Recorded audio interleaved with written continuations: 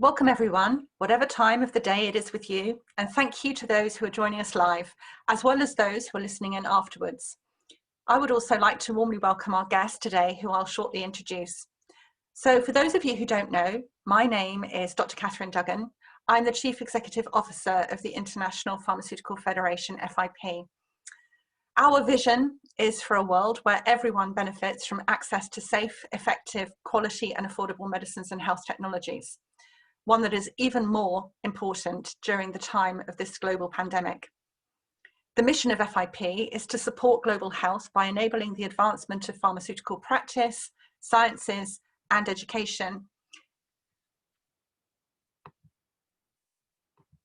We are super pleased to be delivering this event today, entitled Pharmacist, Vaccinators, and Communicable Disease Management. This aligns with our development goal 16, Communicable Diseases.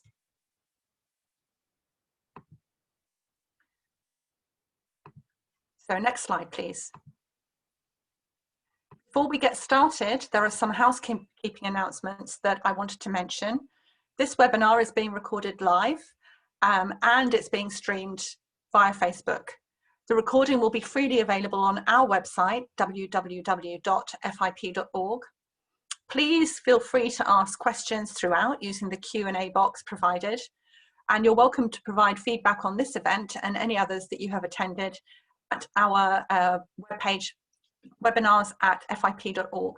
We would also really encourage you to become a member of our organisation at www.fip.org/membership registration. As I mentioned, my name is Catherine Duggan. I'm the CEO. I'm your host for today. I'm super excited with this event we have for you. My biography is that I've been the Chief Executive Officer of the Federation in June 2018, so quite some time ago now. I'm no longer the new girl. I'm responsible for the visionary leadership, the support, the development and advocacy across our more than 150 member organisations and the 4 million members we represent.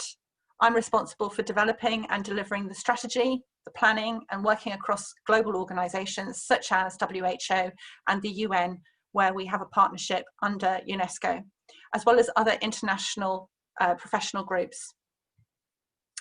In 2019, I chaired the World Professions Health Alliance, which represents 31 million health professions across medicine, nursing, dentistry, physiotherapy and pharmacy. And in the time of this pandemic, it's never more important than to work with our the health professionals. Next slide, please. Now, colleagues, transforming vaccination regionally and globally is our first FIP transformation outcome-based online program, the first of its kind, underpinned by our development goals, which we launched during World Pharmacy Week on September the 21st. The final outcome of this program is a historic global FIP commitment to action on vaccination and pharmacy. And I'm sure you will all agree with me that we need this, and we need to then support all our regions and all our nations to be able to step up to the plate to enable pharmacy to vaccinate. We will also be publishing a transforming vaccination collection in 2021, which will be a useful output for all of our members. Next slide, please. So this series is running from September the 25th, which was World Pharmacist Day, to the middle of December. Our Series 1 events, I would urge you to access. They focused on identifying the needs of the pharmacist and the pharmaceutical scientist workforce to deliver on the vaccination transformation we need globally. Today, we are right in the middle of Series 2, and the events that have gone before and will continue in this series are discussing the actions required to deliver on the needs identified in Series 1, but aligning those to the development goals. This is really important so that we can set out the actions that we need in the 1, 3, 5 and 10 years ahead. Series 3 will focus on the FIP member organisations across the 6 WHO regions and how they have addressed or will address these actions to deliver on the commitment to transform vaccines globally and regionally. Next slide, please. So we urge you to engage with us and to help us answer these questions. We've got them listed below, so please type your answers in the chat box. Colleagues, in your opinion, what single factor should be prioritised to transform pharmacy vaccination services globally and regionally? What do you need most? The next question is, what would be the most important achievement in terms of pharmacy vaccination services in your country in the next 5 years? And finally, what else should the FIP commitment to action outline? What would you find the most useful? Next slide, please.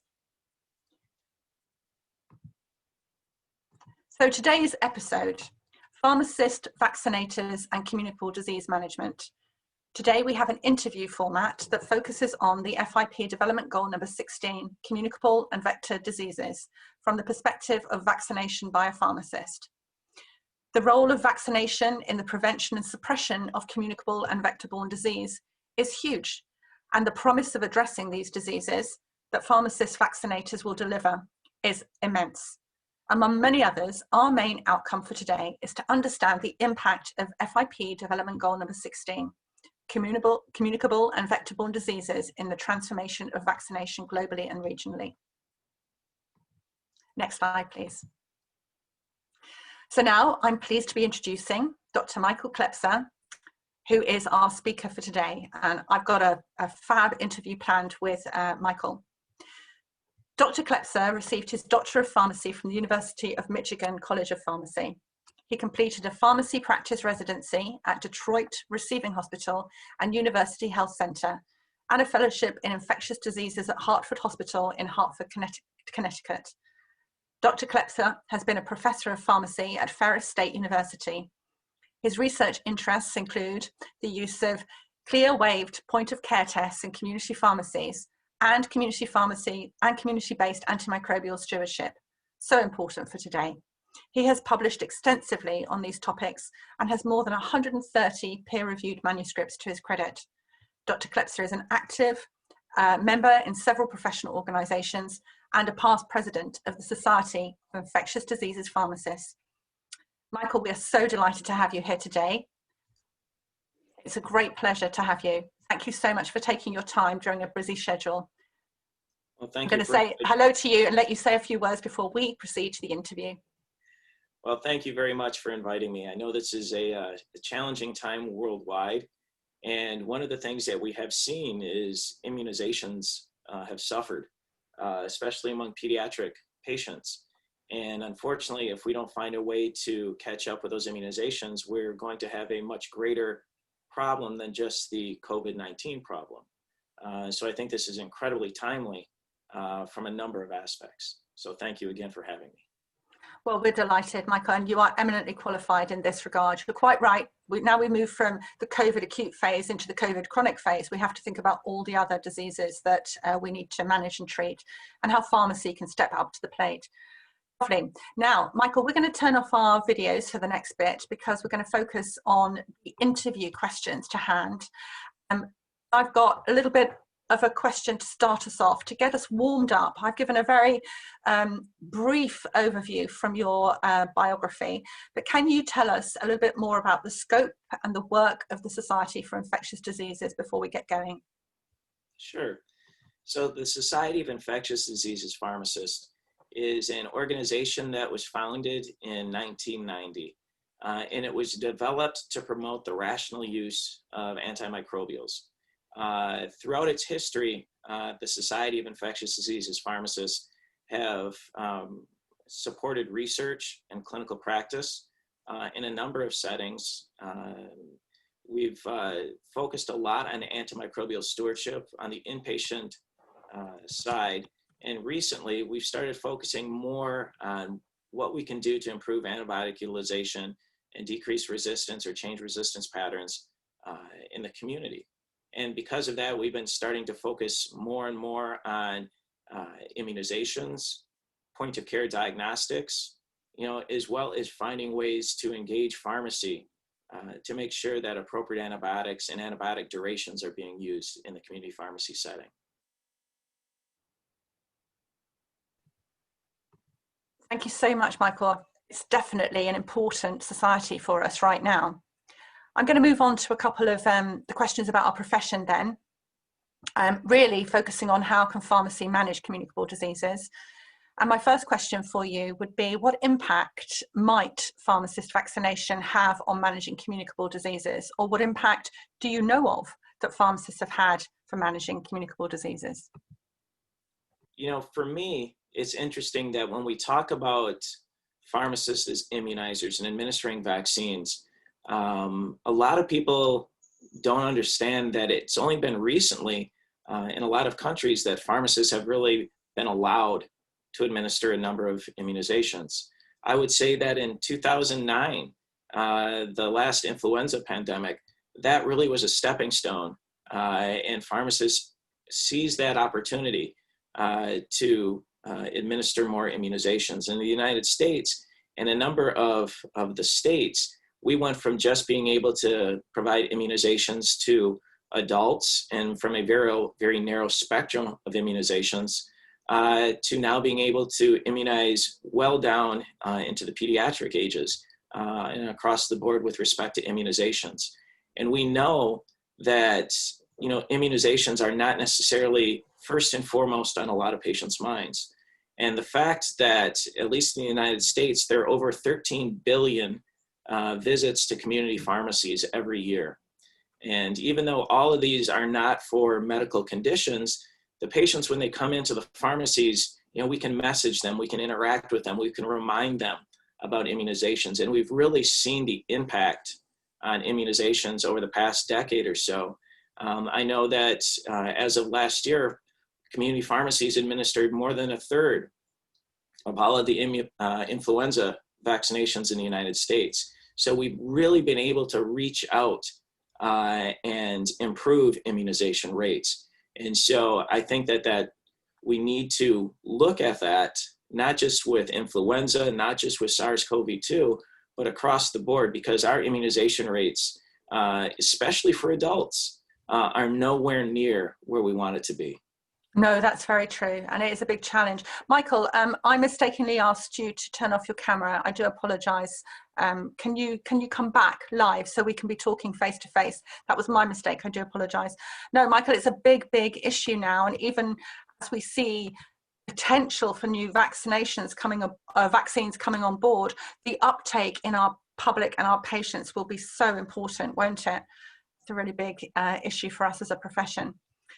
Thanks so much. So, no, there's an issue here about the potential that pharmacists have fulfilled that you've just outlined for us. But how do you see pharmacists being better utilized in communicable disease management? So I think, you know, we need to engage community pharmacies. You know, across the world, the first place somebody goes when they're looking for a remedy or looking for something for a symptom is their pharmacy. And our pharmacists need to be empowered to engage those patients and not just point them to whatever they're looking for, but utilize new technologies for diagnostic tests to help get a better idea of what might be occurring. Pharmacists can be used as sentinel surveillance sites to detect emerging diseases with these. And really, I think we need to encourage that. And then likewise, when we engage with those patients who are symptomatic with some illness, that's also a great opportunity then to look at preventative strategies, you know, like immunizations and hygiene and stuff like that. So the pharmacist, honestly, I think nobody is better positioned on a day-to-day basis, you know, to help manage communicable diseases in a broad population. Yeah, I think you've made that point so well. And we've seen that, haven't we, through the pandemic, that if patients in the public didn't know where to go and get their health advice and their medicines and access to continuous supplies, they do now, because pharmacy has been one of the only professions that has remained open throughout the entire pandemic. And we really commend our profession for that, Michael. I just want to say that.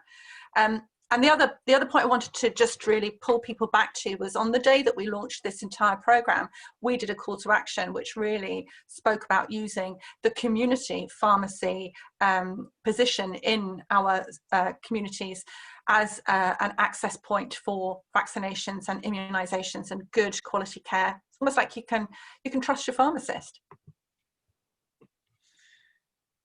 Fabulous. My next question then, Michael, for you. is what data exists to show the current impact of pharmacist vaccination on communicable disease? We might feel that pharmacists have a role, but what is the data?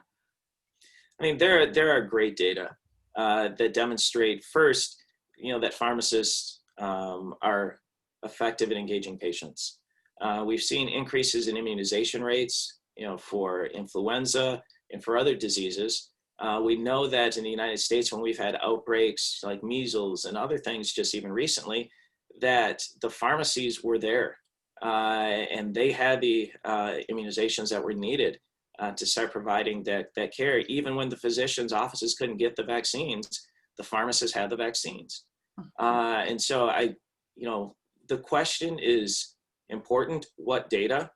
But have you ever had the question, what data suggests that physicians are impact of administering immunizations has made a difference? I think we need to get beyond the very obvious questions which have answers and now get down to how do we make it more readily available? Why do people still think that pharmacists need to ask permission to have this part of their practice? I think that we need a more widespread expansion and understanding of what pharmacists can do. And unfortunately, one of the things still to this day, whenever I open a meeting with a group of public health or physicians or whomever else, I have to give a 2 to 3 minute, overview of the training of pharmacists and what they're all capable of doing. And it's like, wow, we didn't really understand that you all could do that. It's like, what, I didn't understand. It'd be like me saying, I didn't understand that all physicians could give a physical. To me, it's a fundamental change in education that needs to occur beyond just this one element. Yeah. I told you I was going to get on a soapbox, and I apologize. No apology needed. Let me tell you, the soapbox is there. You can have a high horse on top. You can take the reins. What I must say is I do think data is very powerful. So data of impact is probably the way we need to start describing it, rather than data to justify the fact that we might possibly be able to take on a new role. And that's a very different level of confidence, isn't it? The data that shows the impact of the care, not the data that shows that we're able to deliver that care. Michael, that's my number one takeaway from our conversation today. Now, it's an interesting follow-on question that fits really neatly with what you've just said. And please stay on that high horse and that soapbox in the corner. But what areas could pharmacists make a big impact in with regards to vaccination and communicable disease management? What would you say are the next big areas? So for me, obviously immunizations is preventative.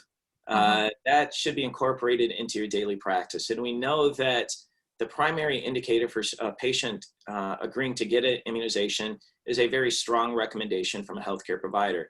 And as you pointed out, pharmacists are trusted. People come in and ask all sorts of questions. And so that's going to be important. The other way that we get patients to agree to get immunizations is when they can see the value.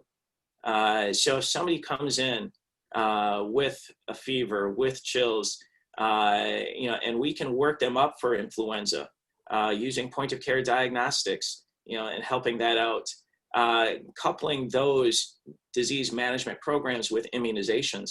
Because if the patient has a symptom and you said that you were infected with one strain and you received the vaccine, that there's a decreased chance of you getting infected with another strain, I as a patient don't want to feel like this again. And so that's a very powerful motivator, at that point in time. And I think that coupling those use of the diagnostic tests and the continued messaging with immunizations, I think can be very powerful, and they go very nicely hand in hand.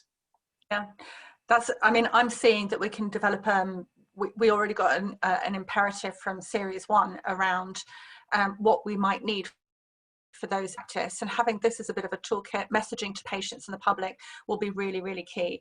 I think it's about spelling out the fact that if you're immunized for something, that will give you greater strength to manage other diseases. And really, we need to start talking about this very, very clearly to patients and the public, Michael. It's great. Thank you so much. So I'm moving on now to ask you a couple of questions on vaccination and how it can help facilitate the roles and services. What would you say, Michael, is the role of vaccination addressing communicable diseases? Again, flows very neatly from what you've just described. Yeah, honestly, immunizations, without question, have been documented to be effective. And I mean, you look at smallpox, polio, tetanus, a number of things. These diseases are not like they used to be. And so to argue that immunizations is not an effective strategy, that's just wrong. And so having people immunizing somebody as well is a lot less costly than treating and tracking and treating all these other individuals. So if you want to see improved healthcare throughout, you can shift your healthcare resources then as well. And you can offer a lot more acute care and more preventative to keep a healthier population. So, pharmacists, further immunizing and trying to hit some of those target goals, I think we'll be able to demonstrate real impacts on outcome as well, and health, cost savings in some countries. And that's not a minor concern. Yeah, so it's not only the cost of the service, but it's the cost of what you've prevented happening because of the service. And as you said, if we started to become more positive and purposeful about the data we collect, not showing that we can do it, but showing what the benefits are when we do it, I think that's a mindset change, isn't it, Michael? It is. It is. I think you're spot on, with that. It's not demonstrating anymore that we can do it, but it's demonstrating and justifying really what the greater outcomes are, not just percent of immunization, but what the downstream indicators. I know you guys are going to be talking about stewardship tomorrow. Immunizations, to me, is probably one of the primary things that pharmacists can do in the community to promote immunizations.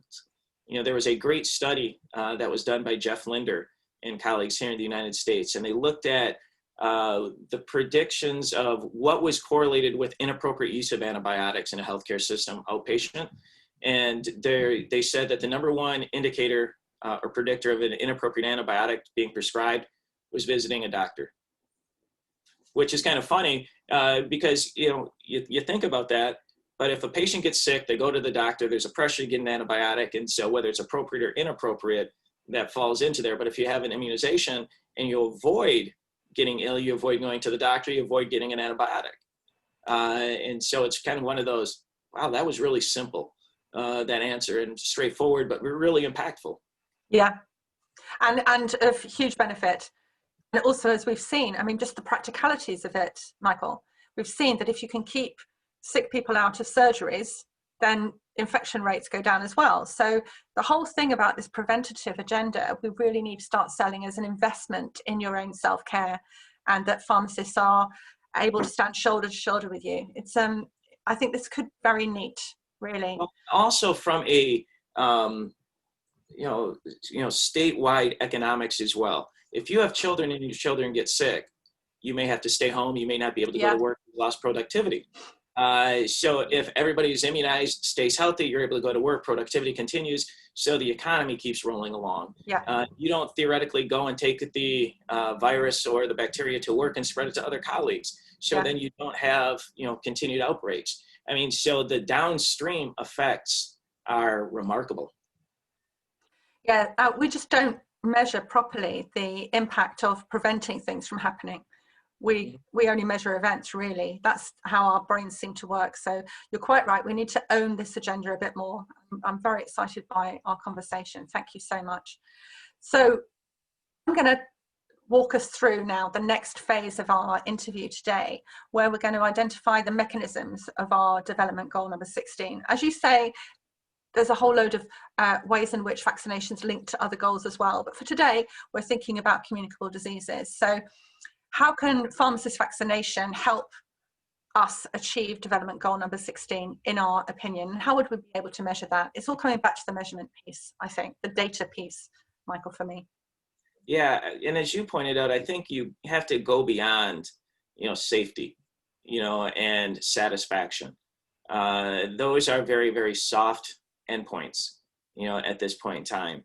But looking at measures that speak to the area in which you're practicing. So whether that's, in a country, in an association, in a business, what are the outcomes that are valued, in those groups? Is it, avoidance of disease? Is it avoidance of antibiotic use? Is it missed work days? Find out what data are going to be needed to justify, your practice.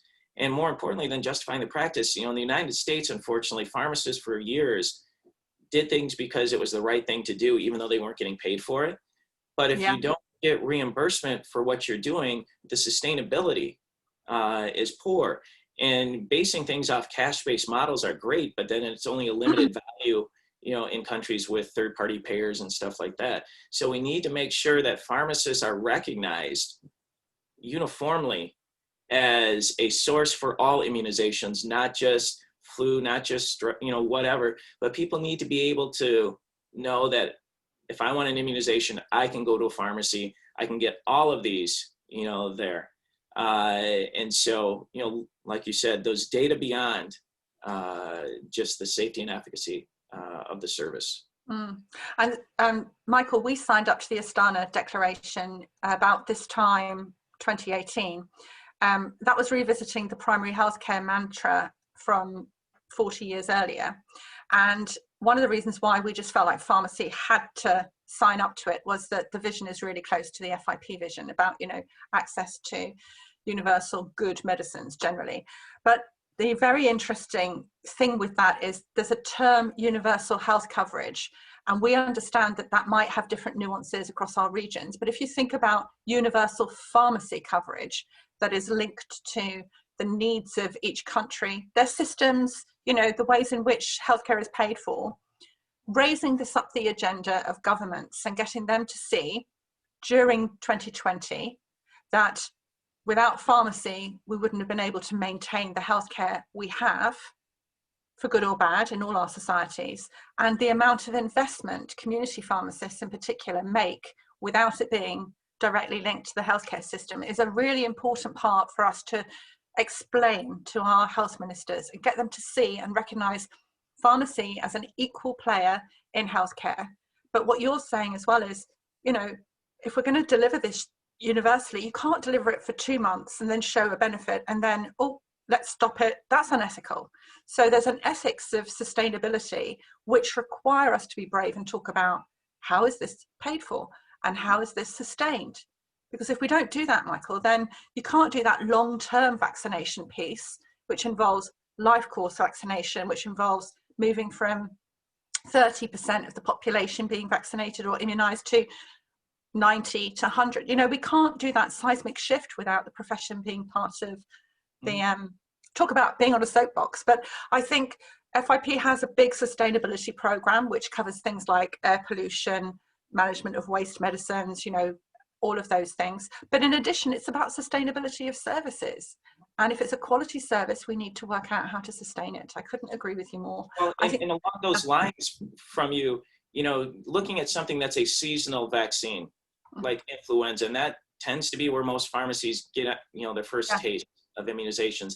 If you develop a program in a pharmacy to support a seasonal program, what do you do with the additional resources that you've accumulated the rest of the year? Yeah. Maybe you've hired somebody else on to help with the workflow, or you got a refrigerator or other things that need to be paid for. You need to be able to utilize those things to support it. And so to your point, you can't just do it for 2 months and then just, okay, we'll see you the next time there's a problem. We have to be able to develop the infrastructure that's always there to provide routine services and then can be expanded for additional needs. And I feel, okay, here's my soapbox again. Pharmacy sometimes gets taken advantage of because of our willingness to respond. Pharmacists are great first responders. We're always been there. We provide, we solve problems, but we need to be able to maintain those services so it's not always such a burden at the time of need. Yeah, I agree. And that's, I think, institutes and member organizations and federations like ours are here to help with that. So we want to provide, some advocacy. We've got advocacy toolkits, but perhaps some letters to support our members so they can write to with evidence of, and just very practical, eminently practical ways in which to sustain this. Now, Michael, again, tick, tick, we're on the same page with that item. And you can see a lot of these could end up with hours of conversation. So actually, we were talking about remuneration. That aside, if there was one change that you could make, imagine, Michael, I gave you the wish list, and there was one change to make the big impact in this area, what would that be? I think it would be worldwide recognition by a prominent organization that said, pharmacists are immunizers. Let's quit debating this. Let's give them the authority to administer all vaccines. I mean, we shouldn't be, having to fight for every immunization. We shouldn't have to be arguing with every little group about that we're able to do this. There just needs to be global recognition that this is part of the practice of pharmacy. Yeah. Just like counseling a patient, dispensing a medication, immunization fits into that. And so right there, knocking down that barrier, and then I think everything else is easier to fall into place. Marvelous. See what we can do with that.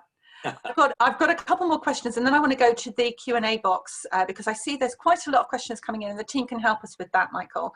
But can you name some of the mechanisms from your experience, your vast experience in this area, to achieve transformation of vaccination globally or regionally with regards to communicable diseases? As you pointed out, earlier, never let a good emergency or pandemic, for that matter, go to waste. And we saw a lot of change in the United States, like I mentioned before, in 2009. Right now is a great opportunity. Pharmacists are being looked at, for immunizations. Even in the United States, we've seen, the age limits drop across the board. Our federal government has said, you know what, I know we recognize state autonomy and you guys can set your rules, but right now you can't. We're going to, set the playing field. And I think that pharmacists need to take advantage of the situation and not only look at, okay, we've got 3 immunization crises right now, imminently. Obviously one with SARS-CoV-2. When the vaccine gets ready for deployment, the best place is going to be the pharmacies. And we need to let people know that, because you don't want lines in emergency departments, doctors' offices, and stuff like that. Pharmacists have the mechanisms to handle the surge. We can handle the inventory and all of that. And so we need to be on the front line as being the primary provider of immunizations for that. Along with that, right now, we're in the Northern Hemisphere going into flu season. And so pharmacists need to be making that case that you cannot differentiate between influenza and SARS-CoV-2. Make sure that we can immunize everybody who's coming in so we can just across the board push that. And we've seen currently in the United States, our pharmacies are over 100% higher this year with administering influenza vaccinations than they were last year.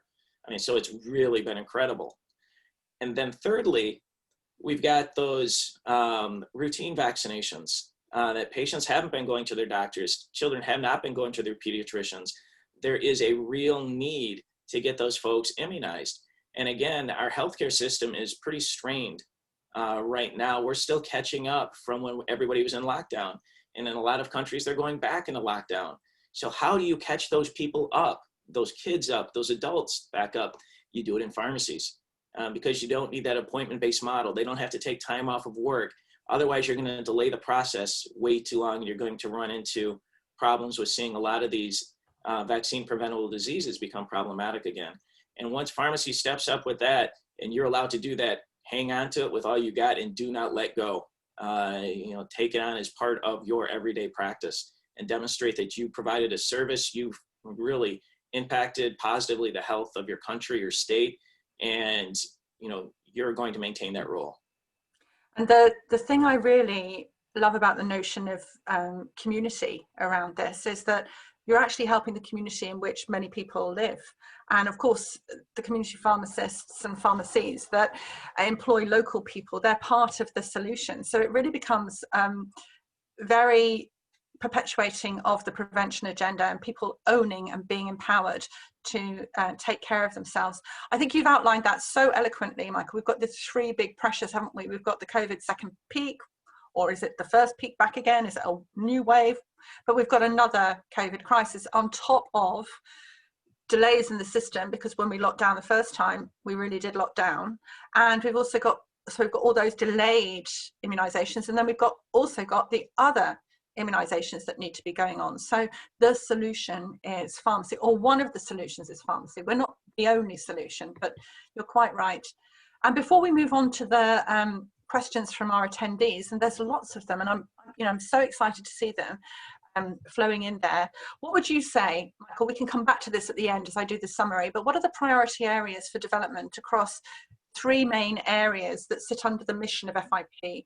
We're here for the advancement of practice, science, and education in our workforce. So what are the 3 or the 1 big priority area?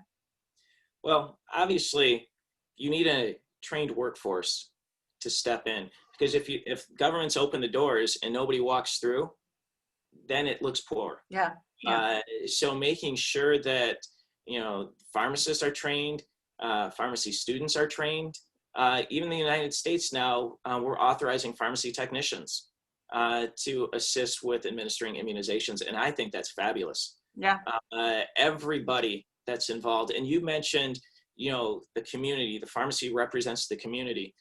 In the United States, especially, the pharmacy technicians look even more like the community that pharmacy serves than sometimes the pharmacist. And so they have those individuals. The technicians have the trust, of the people, because they look like them, they talk like them. They can answer some of those culturally sensitive questions surrounding immunizations. So building up that workforce, I think is really key. And then do that simultaneously with, again, expanding authorizations for immunizations. But the education and the authority are 2 very, very big components. That's great. That's great. We also heard at the end of series 1 a real need for us to be able to inform and educate the public as well with accurate information. So that almost fits the 3 elements of FIP: the science, the practice, and the workforce and the education. Michael, thank you so much for that. I apologize, though. I'm going to blame Andrew Wakefield on you. If we can get rid of some of the false things in social media, the internet, provide, like you said, education to reputable sources, and have those talking points to debunk some of the conspiracy theories. And wow, they are very, very much out there. And unfortunately, it seems like if something gets on social media, it carries more weight than if it was in the Lancet. Sometimes. Yeah, it's the power of the fake news narrative, isn't it? That you must not trust anything, and also the way in which media outlets allow both sides of an argument equal weighting in a way when actually one isn't true. So it's very frustrating when you are in an evidence-based, facts-based profession. But we just need to plow on with this, because the myth busting is almost as important as having the service there. I truly believe that's how you'll get. Yeah, I agree with you 100%. There's some disturbing polls across social media that I saw yesterday with the news that Pfizer has, developed what looks like a very exciting development around a vaccine, and people saying, would you take it or wouldn't you? And it's about 50-50 that's coming out on social media. And that, to me, because in the United States, unfortunately, I've been hearing 75% of older Americans, are saying, I'm not going to take that vaccine. And my thought becomes then, what, you like being at home, seeing your friends, contract it, go to the hospitals. It's just a foolish stance. That you're right. We need to debunk that, and we need to empower not only the pharmacists, but again the technicians, the people that can communicate eloquently with each of the patient groups, to debunk those myths. I couldn't agree with you more. So, Michael, I'm going to hand over to my colleague Lena Bader, who is the FIP lead for this program. Lena, we've got like a barrage of questions coming in. Could you just walk us through a couple of them, and we'll take some time to go through these with Michael, and then I'll do a little bit of summing up, and we'll close the session. But I'm not sure that I'm not sure we're going to be able to cover everything. We're going to have to do another one. I think we will, Catherine, because we are not expecting the amount of questions we are getting, and we're getting lots on the chat. So for everybody still sending them, if we can't cover them, we will save them and we'll get back to you, we promise. So I'm just going to pick out a couple of questions for starters. So there's one from Calliope. He says, how do we shift the thought of we need to convince the patient about the importance of immunization, to we need to put an importance, as we do with traditional prescribed therapies, to the effectiveness, safety, and importance of compliance of immunizations. I think that links nicely with what you just discussed on misinformation. So how do we make that shift? That's a great question. And unfortunately, there's not going to be a universal answer, because the people that you're trying to communicate with are as diverse as the diseases you're trying to immunize against. And a message that resonates with one group of individuals, or the person that you would, use to convey a message, is going to be different in one population versus another. In some areas, a religious leader, getting on board and advocating immunizations will be much more powerful than a physician. Some, cultures, care of a loved one carries much more weight than care of yourself. So if you talk about how it's going to benefit you, that might fall on deaf ears, as opposed to caring for your parents or your children. So we need to understand what resonates for specific societies and cultures to really make that happen. But universally, we have to gain trust with the immunizations. And unfortunately, there still is a lot of mistrust for immunizations. People still think they can get diseases from the immunizations. They are very suspicious, because I feel good, and now I'm going to let you stick me with something, as opposed to an antibiotic. I feel bad, and if I take it, I feel good. And so it's a challenge. Absolutely, I hear you, Mike. I think there's another question here, perhaps going back a little bit to the issue of actually what services can pharmacists offer within the area of communicable diseases. And a question from Abdi Kader saying, apart from vaccinations, what other roles do pharmacists have within the big area of communicable diseases? I think that's a very valid question, simple but important. Yeah. So from my perspective, I've been promoting the use of point-of-care diagnostics for a number of disease states. And we have set up services in pharmacies surrounding management of diseases such as influenza, strep throat. We've done HIV testing, hepatitis C testing. We've working now with individuals to offer pre-exposure prophylaxis, screening and management for HIV, sexually transmitted infections. There's some point-of-care tests out there. So pharmacists getting involved with the point of care, because again, so many of these patients initially come to a pharmacy for something that they may think is a minor ailment. And if we're able to, do more than just, well, do you have a fever? Do you have any aches? If we're saying, I can get a, test result back to you in 15 minutes and either give you medication to manage that condition, or we can get you in touch with a provider that will able to give you a prescription. That is key as well. And we've noticed in the United States with our models, we have great patient satisfaction, great outcomes, about a 60 to 80% reduction in inappropriate antibiotic utilization with those models. So I think that is a very important role that pharmacists can play with respect to those technologies. And those tests are just rapidly expanding with respect to the technology. The fact that we've gotten away from those little dipstick lateral flow tests, and now we can do real-time PCR for a variety of things. So I really think the testing service programs are going to explode, and those go nicely hand in hand with immunizations again, because while you're sitting there talking to the patient, you can still promote immunizations. So you're managing active problems as well as having the preventative aspect. So Michael, I just wonder, for the people asking questions, there's a lot of how questions coming out. And I remember in our little briefing chats, you were telling me about 15 years ago, you raised the point of care testing as an issue. Would you just walk some colleagues through that? Because do you know what? Sometimes it's about seizing the moment, isn't it? And making some headway. And I think that would be so valuable for many of the colleagues who are asking questions.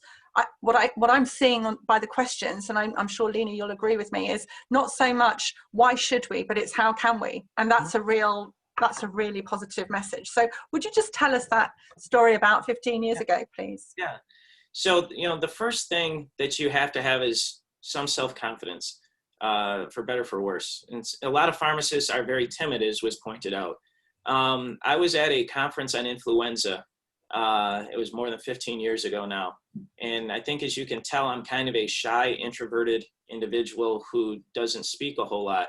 But at that point of time, yes, that was kind of a joke. I was at a conference in Washington, D.C., and one of the leaders in the federal government was outlining the government's plan of how to respond to influenza pandemics. And after his presentation, I was the first one at a microphone, and I said, that was a very nice presentation. I think you forgot pharmacists. And, you know, in that setting, and this was a room with 1,000 people, you know, mostly physicians and others, he looked at me and said, I couldn't agree with you more. Can you come over to the side? And I went over to the side, and next thing I know, I'm in his office, and we're talking strategies about how to utilize pharmacists beyond just administering medications during a pandemic. And that's where I started to get involved with the point of care tests. You know, I hadn't really understood what they were, how they were used, but I knew that pharmacists in a lot of areas could use these tests. And, you know, over the next 15 years, really, I've devoted a lot of my time to looking into developing disease management models related to this. So it was just kind of an opportunistic event. And I just didn't shy away from it. I just didn't sit there thinking, well, I'm sure they thought about pharmacists and they just decided it wasn't valuable. I asked the question, you know, if you thought about them and it wasn't a good fit, tell me why. And you got to push people a little bit because, you know, again, I also mentioned, whenever I meet with a group of, you know, other healthcare providers, physicians, public health, whomever, the first thing I do is give them a, you know, 2 to 3 minute overview of my education and what pharmacists are capable of doing. And inevitably they go, wow, we didn't realize that pharmacists had that level of training. We didn't realize that you could do that. And with that, you would break down a lot of barriers. I mean, I'll be honest, one conversation I had, the question out of the physician's mouth was, I didn't even think you guys had sinks in the pharmacy to wash your hands, let alone be able to do that. And I'm thinking, so there's a lot of people that just don't understand your profession and your practice. You need to educate them, and then you need to seize opportunities when they arise. Don't be shy away. We can do this. We can do this well. Think through all the things that you can do. I mean, you guys, you know, pharmacists are some of the most highly educated, you know, people in the world. Why are we not treated like that sometimes?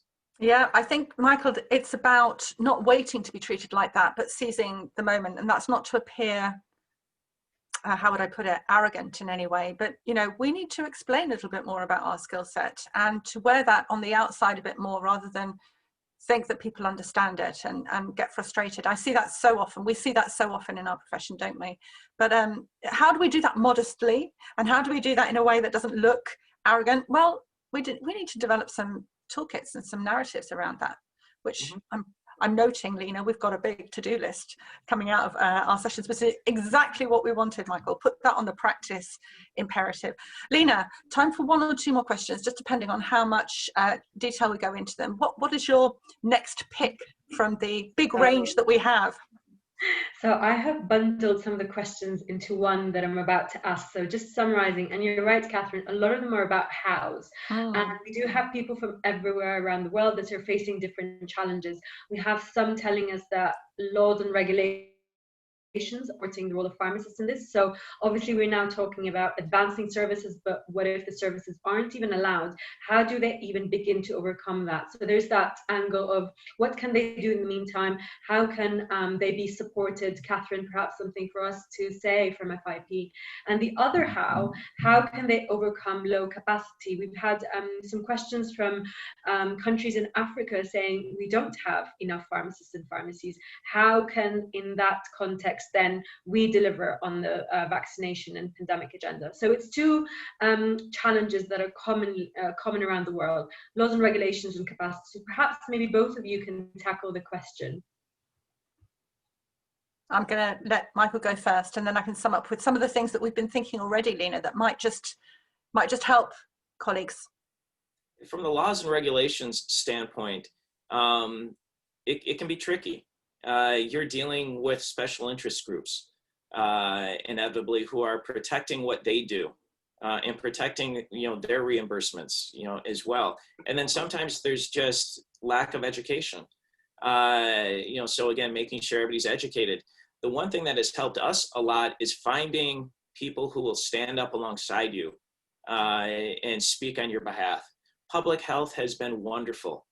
They see what we're trying to do and see it as not as some sort of scope of practice grab, but really trying to help patients and trying to further their agendas. Because so many of the things we're talking about with immunizations and everything else just line right up with public health agendas. And so public health can be a huge supporter. Then also, if you can get some pharmacists elected or put into office, that does wonders as well. Having somebody on the inside that's able to speak eloquently to others, peers at that level, to educate and help, institute change from a legislative standpoint. So I think those are some of the bigger things from the how with the legislation. So, Michael, you've just really been very eloquent there. What we know works is that very often one country needs an example from another for how they went about it. And it's very difficult to be a prophet in your own country, but you can take examples from other countries and they can showcase it. We've got an advocacy toolkit with lots and lots of case studies, and it shows that everybody came from a different starting point, even if many of them ended up at the same destination. And of course, in our series 3, when we go through the national needs, we don't just want we don't just want to look at the countries that have successfully got there. We want to really provide some help and support for countries that are struggling with this. And it may be that we need to do some lobbying across a region, or we may need to be able to do what you've just said, which is provide them with data of impact. We also know that many countries may have some tribal issues between the professions around this, but the evidence also shows why we do need evidence, Michael, is that pharmacists access different groups of patients and the public than other vaccinators. And I think, Lena, the point about capacity is if we have a skill set that we know needs to be the minimum skill set for you to be a vaccinator, then we can start to roll that out to other members of the pharmacy team in a way that would, maybe for a time limited period, allow them to be able to demonstrate impact of vaccinations and immunizations. The issue here now is about understanding there's no lack of people to vaccinate. There's no restrictions on the need for us to vaccinate. The agenda is huge. We need the skill set, we need the capacity, we need some enablement. And it may well be that you have to go step by step to get legislative change, but you might be able to relax the regulations for a time period or some such thing in a different country. I really believe in the power of getting an outside person to tell a ministry how it has worked and all the risks that they have overcome, because then it isn't you looking like you are self-interested, and that's something that we've learned from our case studies. Mm-hmm. Yeah, go on, Michael. I was going to say, and to build on that, I have the personal experience of serving as a guest of the Ministry of Health in Singapore. The pharmacy groups had been for years trying to see how pharmacists could play a role in infectious diseases in that country. And so they brought me in for 2 weeks, and I pretty much said everything they had said for 10 years. But because somebody from outside their country said it, all of a sudden they were having better training opportunities, more advancement. You are so spot on with that. Yeah, actually, Lena, scrub that. Everybody needs a Michael. That's what we need. In the toolkit, everybody needs a Michael. We just need to deploy the Michael. But it's so true, isn't it? In every walk of life, you can start to persuade people in your organization or in your country about something, and they will never take it on board as much as if someone else said it. And a top tip for everybody out there, the sign of success professionally is when your biggest detractor starts using your messages. That's the sign of success. You just need to know not to worry about it.